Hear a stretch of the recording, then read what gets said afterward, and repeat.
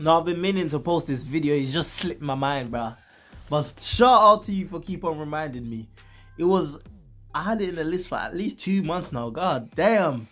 Sometimes I add the songs or the video and then it just, I don't know, it just get lost within the 200 and 300 requests that I have.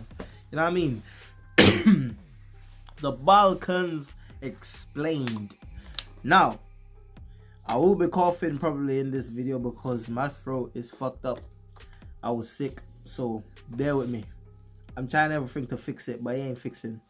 But yeah, man, we ain't wasting no time. Jump in there. So, as you know, I'm working on the scripts for the next few country episodes, which means this is going to be a filler week. Heavily requested, but never really fulfilled until now. The Balkans Explained. That's me. AKA Europe's most dysfunctional family. Before we get into this, though, just want to give a quick shout out to one of my favorite brands to work with, Cetera. You guys know I'm very picky with... Anyway, back to the Balkans. Now, if you look at the map of Southern Europe, you see this whole mess and you're like, the hell is going on? Basically, this place has a lot of weird history. Everybody loves and hates. Put that goddamn mic on your t-shirt, man. What the? It's like you're fucking holding a joint or something. These two countries can understand each other when they speak, as can these four, but they all swear it's distinct different languages. In modern times today, generally they're all kind of cool with each other, and the younger generation has pretty much moved on from all that animosity that their grandparents endured during war times. Like, I've heard Greek people say, hey, I've traveled to Albania and Turkey, the nations of our enemies, and yet they were like totally treated fine by the locals when they told them that they were Greek and they had a great time. So it's pretty much like that. Like, mostly the government and the zealous people are just the ones that create the modern drama. Quick historical context. This entire area at one point was ruled over the Ottoman Empire. Then during the 20th century, half of it was Yugoslavia. Wars, battles, music, and rakia. Done. Geographically speaking, what exactly are the boundaries of the... I need to try that goddamn alcohol. You guys know I love my drink. Hey, I'll do anything to get my hands on that shit. Let someone sponsor me some rakia or some shit. I'll sponsor it on the channel, bro. Come on, bro. Apparently, the Balkan Peninsula is surrounded by the Adriatic Sea to the west, the Mediterranean Sea to the south, and the Black Sea to the east. Its northern boundary is often given as the Danube, Sava, and Kupa rivers, or the Balkan and Dinaric Alps mountain ranges. The countries that lie entirely in the area include Albania, Bosnia and Herzegovina, Bulgaria, Montenegro, and the newly named North Macedonia, as well as the disputed partially recognized Kosovo area, and parts of Croatia, Serbia, Slovenia, most of Greece, and a very small part of Romania, Turkey, and even Italy. In this episode, though, we're just going to talk about the major Balkan nations that are either completely or mostly located within the Balkan area. So no Italy, and I talked to some Romanian people, and a lot of them said, nah, we're not Balkan, we're just our own thing in Southern Europe, so I'm not going to talk about Romania. And with that being said, let's start off alphabetically. Albania! Ooh, Albania was one of the first episodes I made. That was so long ago. Out of all the Balkan nations, Albania is probably like the one that sticks out like a sore thumb the most. It's like the oddball that doesn't quite fit in. It's like the emo kid at the dinner table. Their language has no other relatives, and they have a bunch of these like dome bunkers all over the country because their former leader was kind of paranoid. I mean, come on, Albanians, let's be real. It's not paranoid, nigga. If you do your research, you know why you put the bunkers there. Damn. The emo kid at the dinner table. Their language has no other relatives, and they have a bunch of these like dome bunkers all over the country because their former leader was kind of paranoid. I mean, come on, Albanians, let's be real. And for Hoha, he was a little intense. About half the country is Muslim, which is interesting because they went through a weird communist era in which all religious practice was banned and illegal, but like the religious community still kind of held on. For the longest time, they were actually closed off to the entire world except China. Today, however, they are completely opened up, and a lot of like intrepid Europeans like to travel here because there's a lot of like secret hidden beaches. Everything here is cheap. They are a candidate to join the EU. However, they still have some political obstacles that they have to overcome in order to join. And they kind of don't really get along well with Serbia because of the whole Kosovo thing, which we will explain in a bit. Bosnia and Herzegovina, our first South Slavic nation. This is the most confusing political entity in... I don't really know a lot about Bosnia, you know. It's crazy. I would argue the entire world. Just watch the episode if you want to recap, but basically they have 3 constituent people groups. No other country has this. Maybe kind of Comoros, but that's a little different. And it's weird because like everything here comes in threes. The Bosnians or Bosniaks are mostly Muslim, the Serbians are mostly Orthodox, and the Croatians are mostly Catholic. The country is divided into 3 parts. This all happened because after the breakup of Yugoslavia, there was a Bosnian war, yada yada yada, and here we are. What's even crazier is they have 3 presidents, one for each of the constituent groups. And even weirder, they all pretty much speak the same language, but they are very keen to make sure that they distinguish that that it's Croatian, Serbian, and Bosnian. Like, it's all basically the same thing, but they still, like, distinguish it. The country is almost completely landlocked, but they have this small little 20-kilometer long coast on the Adriatic. But yeah, for what it's worth, they have a really cool art and music scene. They hosted the Winter Olympics in Sarajevo. You still see some of the remnants of the Ottoman Empire and things like food and architecture. And yeah, interesting place that not a lot of people talk about, Bosnia and Herzegovina. Bulgaria, our second Slavic nation. The land of roses. Every time I get something sent in from Bulgaria for fan mail, it always usually includes something made out of roses. Bulgaria is, how can I put it? It's kind of like the slowly withering beauty. Here's the thing, like, Bulgaria is loaded with lots of cool, you know, natural sights and wonders and culture, Bulgaria, but like a lot of people are just leaving. Since the early 90s, about a quarter of their entire population has left, making them one of the highest population decline nations in the world. Joining the EU has helped a bit, but they still rank as the poorest nation in the EU. Nonetheless, lots of history started here. They're proud of being known as the place where the Cyrillic alphabet was created by these two brothers. They love their bagpipes. Technically, they're descended from the Bulgars, which like migrated from Asia, so technically you could say Bulgarians have Asian roots. Bulgarians and Macedonians are pretty much family. I mean, they speak the exact same language almost. In fact, many Bulgarians will say that Macedonians are just kind of like confused Bulgarians. It's just the biggest difference is that North Macedonia was historically part of Yugoslavia, whereas Bulgaria was not. Keep in mind though, their language is Slavic, but it is not intelligible to the Serbo-Croat Bosnian languages. Like, they can't understand each other. Croatia, our third Slavic nation. Croatia is kind of like the one that got really lucky. It's the land of the best Balkan sunsets. All those Game of Thrones locations. They even have Game of Thrones tours. Croatia is one of the 5 Catholic-influenced Slavic nations, whereas the rest are predominantly Orthodox. You see a lot of Italian and ancient Roman influence here. Lots of Italians even live here. They are seafaring folk. Thousands of islands and rocks off the coast. They have the second highest quality of life index in the Balkans. Their tourism sector has just been exploding. So many cool natural and man-made sites. Huge music and art scene here. In fact, one of my favorite bands, Two Cellos, was started here. Ooh, And overall, listen, they've pretty much moved. Those guys are sick. Before I even dream of even coming on YouTube, I used to listen to them and I used to watch them on YouTube. It's the two brothers, in it. I watched them. I think the first time I ever oh damn it, I'm dying. The first time I ever heard them play, I think it was a Michael Jackson duo. They did it. They're really good, man. Flipping hell.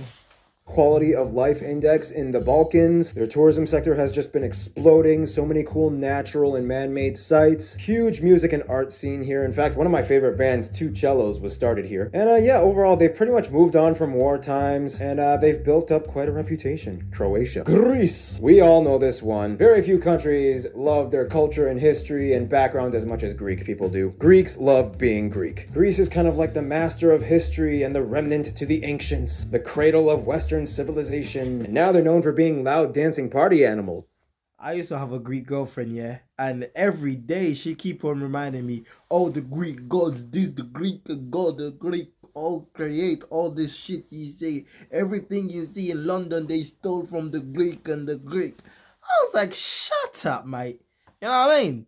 Every day. Come on, Greeks, you know it's true. Like Albania, they are a linguistic anomaly. They have no other cousin languages. However, it's interesting because Koine Greek was the lingua franca of the Roman Empire. So you had people all over on 3 continents speaking Greek, ancient Greek. They are a seafaring powerhouse. Over 6,000 islands and the 11th longest coastline in the world. I'm not going to get into the whole economy and EU drama thing. We all know about it. We'll talk about the North Macedonia thing in a bit. But for what it's worth, yeah, Greece is popular. They love Serbians and Serbians love Greece. They've worked historically alongside each other a lot, especially during the fight against the Ottomans. And plus, Serbia also kind of likes how Greece does not recognize Kosovo, which brings us to the partially recognized disputed area of Kosovo. Kosovo is like the weird wild card guy that nobody really wants to get involved in except for Serbia and Albania. If you ask a somewhat nationalistic Serbian, they will probably say, Kosovo belongs to Serbia. They are not a country. It is our autonomous province of Kosovo and Metohija. If you ask a Kosovar, they will probably probably say. 102 member states of the UN recognize us. We claimed independence in 2008. We are an observer state of the UN. But then Serbia will say, yeah, but not a full participating member state. Plus, there's a lot of Serbian history and cultural sites in Kosovo. Okay, well, we're still pretty much in every sense a country. Even your government recognizes our administration. Well, you can claim whatever you want, but no, you're not a country. And it goes on. Whatever you want to claim Kosovo is, it's basically like Albania's little brother. The majority of people in Kosovo are Albanian. There was a huge war in the 90s after the breakup of Yugoslavia, which pretty much led to what we have now. And keep in mind, there is a Serbian minority in Kosovo, which is where a lot of the conflict centers around. Whatever you want to consider Kosovo as, basically, it's a place that's kind of trying to move into the 21st century in a weird, awkward way. Tourism is starting to grow, especially amongst intrepid travelers who like to say that they've been to a disputed area. But yeah, probably the biggest controversy of the Balkans. Montenegro, the fourth Slavic country. I have still got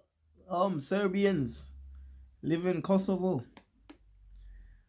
Ain't that like dangerous for them? On making the Montenegro episode because I had no idea how hilarious their reputation was amongst the Balkans. If you didn't watch the episode, basically Montenegro is the sleepiest country on earth. They even have a lazy Olympics where you can get about 400 euros just for being the person who does nothing for the longest. They're like the chill, lazy, little hippie sister of Serbia that has access to the beach and she likes to sleep on the beach. They were the last part of the former Yugoslavian Republic to break away in 2006 from Serbia, probably because they were sleeping and missed the deadline. They speak pretty much the same language as Serbians, Croats, and Bosnians, but they just have their own little Montenegrin accent. They really don't like getting into drama or conflicts, which is funny because historically they were known for being like really vicious fighters. They get along with pretty much all of their neighbors. However, in the end, Serbia is just kind of like their best friend-ish. Like a lot of Montenegrins go to Serbia for education and job opportunities, and Serbia likes to use Montenegro for access to the sea. The newly named North Macedonia. Ooh, the country that must not be named. Other than Kosovo, this is probably the most controversial area in the Balkans. For the longest time, they had gone through a series of disputes and economic blockades, mostly against Greece, all because of the name. I don't have too much time to explain, just watch the video, which is already kind of outdated. For the longest time, under the UN, they were labeled as the former Yugoslav Republic of Macedonia. Many countries called them the Republic of Macedonia. Greeks were not happy because the word Macedonia implies Hellenistic roots, when clearly the people of this area they're not Greek. They speak a Slavic language, but then the Macedonians have their side of the argument, and then it just gets kind of messy. I'm not going to go further into this. But anyway, yeah, the people here are kind of like in a tug of war against everybody around them. I mean, Bulgarians are kind of like, come on, you guys are basically Bulgarians, just join us. Serbia is like, you guys are kind of cool, and plus you and Montenegro are the only two countries that kind of split apart from us without any bloodshed, but your church is kind of messed up. Albania is like, I don't like your western border, especially by Lake Ohrid. Culturally, it's a huge mix as well, so you have like a weird Orthodox Muslim mixed thing going on, kind of. They have a lot of preserved Byzantine frescoes and paintings. I was told a lot of Balkan people love going here because everything is like super cheap, and they do have pretty good food here. And I mean, if you just kind of like look past all the semantics and like overarching diplomatic issues, then they're just like people that like to eat, have fun, and chill. It's just, yeah, government and politics makes things crazy. Serbia. Oh boy, if you ask anybody in the Balkans, they all have an opinion on Serbia. A lot of people will probably say Serbia is kind of like where all the crazy stuff starts. It's the country they all love to hate and hate to love. Like they kind of started and pushed the kingdom of Yugoslavia. They kind of started World War I and the Yugoslav wars. Let's be honest though, Yugoslavia was kind of like a collective effort. I mean, Tito was Croat, Slovene. But then people are like, I guess the new younger generation that never saw war is kind of cool and a little sexy, I guess. And the thing is, for the longest time, Serbia was actually a kingdom apart from the Austro-Hungarian Empire, unlike Croatia and Bosnia, which were part of it. So they're kind of proud of the... Because Serbia is in the middle of no sea, bro. This is land. They're literally in the middle of how many fucking countries? Generation that never saw war is kind of cool and a little sexy, I guess. And the thing is, for the longest time, Serbia was actually a kingdom apart from the Austro-Hungarian... Romania, Bulgaria, Montenegro. Literally, there's no God there. They're in the middle of all that. Albania is right beside the beach. And they can't get to Albania to go to the Empire, beach. Unlike Croatia and Bosnia, which were part of it. So they're kind of proud of the fact that they kind of like stood their ground. Of course, they are another Slavic nation. They can understand Croatians and Bosnians. They are a negotiating candidate to join the EU. But of course, everything is on hold because of the whole Kosovo thing. Plus, it's interesting because if they did join the EU, that would kind of maybe strain their relations with Russia, which is like one of their closest allies. That's a whole other thing. But I mean, there's a lot of history and culture here too. Belgrade is like over 7,000 years old, and it was actually actually Celtic before it was Roman. It was actually voted by Lonely Planet as the city with the best nightlife. They love raspberries, and they have like one of the largest Orthodox churches in the world. And like in a nutshell, they are such a key figure in the Balkans. And yeah, what else? Novak Djokovic. And finally, Slovenia. Slovenia is the richest and most well-off of all the Balkan nations. Their language is kind of intelligible to the Serbo-Bosnian Croat language, but I heard it's just like a little bit more difficult to understand. They have beautiful world-renowned buildings and monasteries. They don't like to cause any drama. They get along very well with Italy. There's a lot of Italians that live here, even though they're kind of pissed off that Italy got the entire Trieste coast, cutting off half of their access to the sea. But And it's kind of like whenever they're at a party with all their cousins, it's like everybody's drinking rakia, but then Slovenia is like the one who's like, I prefer a nice glass of wine, which is like almost sacrilege. Serbians, Croatians, and Bosnians kind of joke that Slovenians are kind of like the stuck-up people. They're kind of like the nerdy brother that got a good job in banking and he still shows up to the family reunions, but he kind of like keeps his distance and doesn't want to party too hard because he has work in the morning, and everybody else is like, ah, you little wuss. But hey, they're rich, so they don't care. And that's basically it. There's so much I missed out on. I know I could have added a lot more, but that's why I kind of want you guys to explain in the comments, which is going to be a beautiful place, and it's going to have no controversy and no arguments, obviously. For what it comes down to, though, the Balkans is a place with lots of they're gonna have arguments and culture and history. It's just kind of jumbled up a little bit here and there. That's kind of the beauty of it all, you know, people bringing something different to the table. In the end, they all love doing their shots of rakia, and they can all agree, at least we're not under the Ottoman Empire anymore. This was fun. Hope you have a good one. Stay cool. Stay tuned. Now I can understand the Balkans. No, but the countries that's involved as well. No, what I was trying to say is, just imagine if all of the countries that's in the Balkan, yeah, was allies, was friends.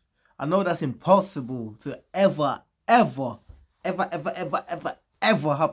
But imagine if all of them was, you know, nothing happened in the past and stuff like that, and everyone would, it would be so powerful together. It's crazy if you combine all those countries together type stuff. But you know, shit happens, and I guess everything happens for a reason. But yeah, the Balkan explained. I'm not gonna keep you guys here for any longer. If you like these type of videos that I do and the content that I create on this channel, show your support by slapping up that like button. Subscribe to the channel for more content like this. It's been your boy. It's been your homie. Peace.